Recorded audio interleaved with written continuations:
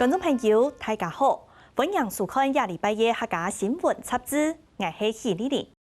2018年12月25日，立法院三读通过的国家语言发展法，其中台湾数语被列作是国家语言。也下到台湾有当地文化场馆，希望培训聽唔到嘅人來做導覽員，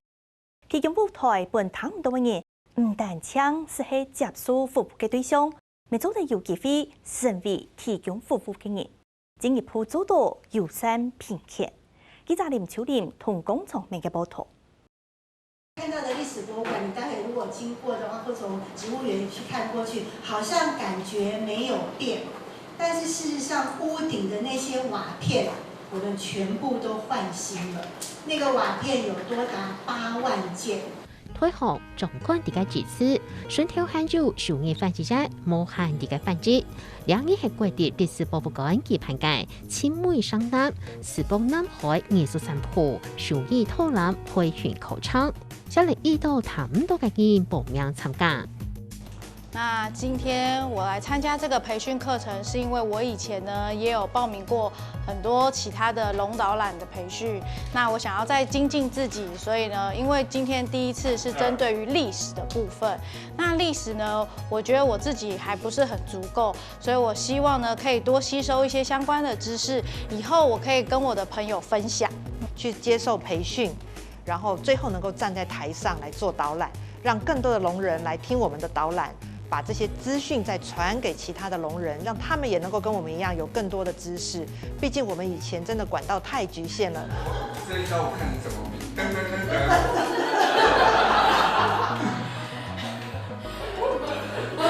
更喜欢的是成为生活。就是以我们史博馆周边南海学园啊，这个附近的很棒的文化资产啊，或者是一些景点。然后呢，又找了老师来做手语导览的跟走读的培训。历史博物馆就是他们在 N 年前，他们的库房的门口就贴了一张，贴了2、3張那個 Picasso 的那個版畫。國立歷史博物館處地台北全部讓順條，2多年來認為風港地嘅長，còn 2團期間。歷史博物館也用順條嚟做發揮，開發嚟東道航途路線。2023年還加開了一條數語導覽路線，所以除快嚟培訓考場，做好前期準備。那當我們決定了說這次要用手語來做導覽的時候，我們不會把它當成只是一個技術上的問題，我們覺得要完全的從我們聽人啊，或者是聾人朋友他們的需求面來去設想。所以我們就想說，那我們可以找到什麼樣的專業夥伴？所以在搜尋之後，就找到了台灣手語翻譯協會。其實找手語翻譯協會合作導覽的場館或者是單位真的很多，但是我覺得史博館他們是很用心的在做導覽來跟我們討論怎麼樣去來做這個流程的設計啦，或者是培訓怎麼樣辦理啊。台灣數語翻譯協會創會理事長梅志軍講，從頭用意為話到要數語做導覽，就按照數語導覽。不過實際上並唔係咁樣，兩當中還會注意嘅細節是才當道。比如我們為什麼要圖卡？我們為什麼要 iPad？ 我們為什麼要老師在講解的時候後面是他要講解的點？因為那個視覺才會一致性。那所以這個點點滴滴。合作單位是不是能夠跟我們一起來重視？我覺得這個就是其實這是最精髓的地方，這才是一個平權。針對他們多嘅經驗需求來設計，可用得做，幾條站位好多，很多很好，很有興趣來參加，兩站係重點。台灣數語翻譯協會第2017年成立。因為看到當多國外嘅案例，也接受到當多他們多嘅人嘅翻譯，所以2年前就開始決定開培訓班。因為我剛好有機會看到韓國的聾人導覽員在景福宮做導覽，那他非常的生動，然後我就會覺得說那我來讓他們聾翻譯把文字轉成手語，也是一種翻譯的形式，所以我就覺得說我來辦聾導覽好了。难的是什么呢？就是找人。所以呢，我就在想，那我们要去找有一些手语不错的人，然后我们能够用自己亲身来做示范给他们看，然后让大家听说之后就会愿意来加入我们，然后有更多新的人，我们的龙导览的规模才能越来越大。6年內協會已經培訓嚟超過20屆探到嘅兔男競賽。了解英國係中國嘅原物料，就係挑戰台嘅演路。在这个文化平权的推动之下，也让大家有这样的机会，机会也越来越多。我觉得这样真的很棒。那我觉得等于就是也是开启我们聋人吸收资讯的一个管道。我相信在这样的熏陶之下，总有一天会达到真正的文化平权。我觉得跟听人跟聋人导览不一样，是我们直接用手语，我可以用我们的肢体动作，各式各样的动作，让听障朋友看到我们的导览，然后也帮助他们吸收资讯。因为一般人的资讯管道比较多，好，那我们希望能够透过我们的导览，让听障朋友知道我们的文化还有人文艺术的感情。那我觉得在这个导览翻译这个部分，就是除了事先要先跟我们的聋人导览一起讨论，然后了解他想要表达的这个重点内容之外，那在现场的时候，我们还需要将现场的个人，就是参观者的一些反应，及时的回馈给我们的聋导览知道，他才能够适时的去调整它的内容，还有跟观众的互动。东京美术学校。现在是国立東京藝術大學。本次線上認真解說，數件翻譯站聽人傳達信息，順透漢族人用詞表，向下透男女中動作，很難了解嘅事老詞。上下韓國個陪人圖卡相片了到，按用透男嘅內容怎麼很難完整。有很多专有名词，这些专有名词要怎么比？有的时候真的要想一下。如果说有需要的时候导览之前我们还是要去做一些功课，然后知道这些历史的渊源由来，然后我们做导览才会比较顺。他坚持了这3个原则之后，后来你看到他其他的建筑，大概都不能脱离这样的一个理念出来。好，那所以说这栋建筑物其实是可看性蛮高的。好，所以今天其实可以看到这几位聋导览都上台来就可以侃侃而谈我相信这是一个过程，就是他们一开始也没有那么多的机会可以讲得这么好，可是一样嘛，就像他们说的，我们可以观摩，当他在观摩别人的时候，别人也在观摩他，那这就形成一个良性的循环。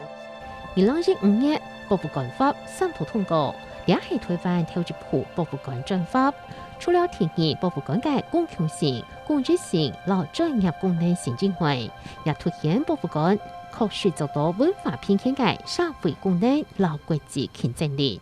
博物館要很實際的來去推動參與，更重要的是我們的大眾、我們服務的對象、我們的聽障的朋友能夠覺得這件事情是他樂於想要一起參與的。這樣子，這個文化平權，你所有的設計跟設想，才有可能真正的實踐。因為大家如果沒有真正用親身參與的話，其實很多都是在政策或者還是在口號當中。我們今天呢，要帶大家去看我們的主題展，叫傳藝植物園。強調傳統宜蘭嘅國立傳統藝術中心，只為了不個推出嚟新嘅展，為到服務聽眾朋友，按到龍頭南藝展，兩件要轉到傳藝中心受訓。植物要生長，它其實不簡單，很不容易。那有一個特殊，我們台灣的特殊的植物，它叫玉山箭竹。植物是我們生活周遭常常看到的東西。那植物我們都知道，對我們有很多的，不管在環保或者是飲食啊、健康上，其實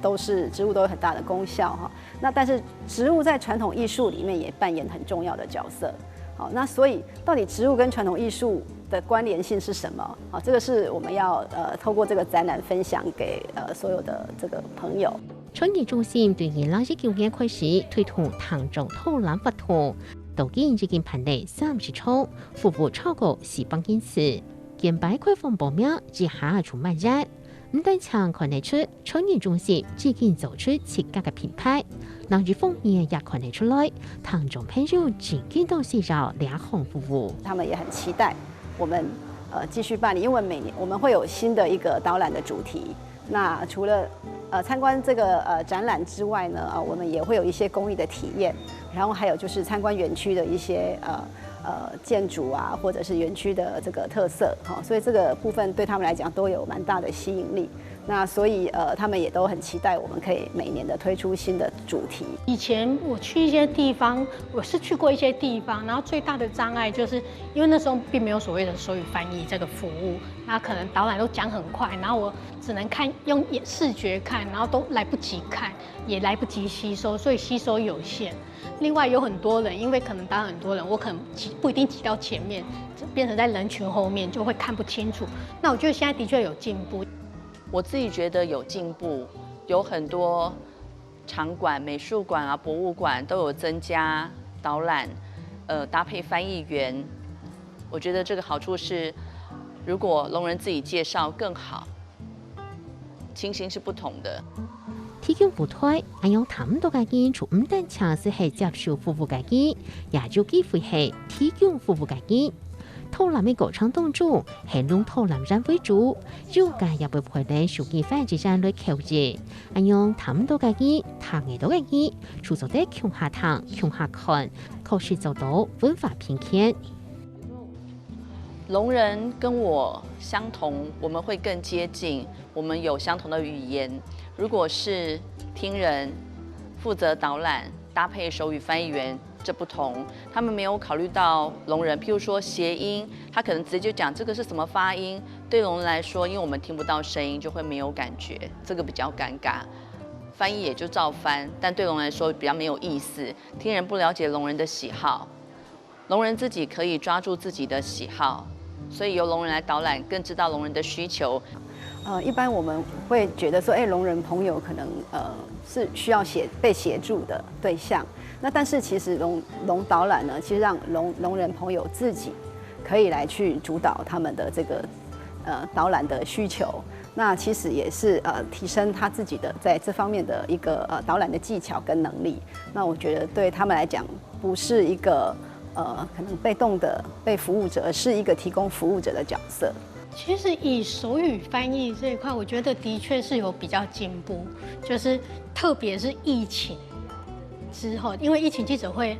就会几乎都会有手语翻译，所以不管是聋人或是听人，他们对于手语翻译这个至少表面的一个它到底是个什么存在，就算只是很粗浅的知道是在小框框里面打手语，但他们都会知道。2018年、19年，立法院三讀通過國家語言發展法，推翻客語、推翻推語、馬祖語、推翻原住民語，然後推翻手語，都不應列做國家語言。按多年來，當到機關單位、地會議場合、場館嘅競批、記者會轉播等等，都為了手語列入提供服務嘅項目，也提供了手語嘅能見度。我呢觉得现在真的是进步很多，尤其是好多人来学手语，然后因为台湾手语已经纳入国家语言法了，所以渐渐的呢，越来越多人都可以来接触我们的语言。还有在这个YouTube 啦，或者是母语日啊，有这么多的活动，这么多元的活动，让我们去了解，无论聋人跟听人，其实都可以学手语的。自从有国家语言发展法，就是台湾手语列入国家语言之后，我们的确当民间团体或者是一些要倡议的团体要去要求说我需要有手语翻译的时候，会比较有一个依据，有法源或者是有依据去说服这些公家机关说你们应该要提供怎么样怎么样，这那个说服起来会比较有力道。照文化部嘅定義，文化偏見講嘅係文化生活係人民嘅基本權利。國家提出為什麼確保人民嘅文化權利，唔會認為身份、演技、性別、體位、族群、身心障礙兩條眼睛全冇用容，片面各種形式嘅歧視及偏見。他唔多嘅人來討論，改變呢用他嘅多嘅人為主，他唔多嘅人恢復嘅方式。用他們多嘅人做換位思考來出發，按用所有嘅人都有平等嘅機會，就係正經嘅偏見。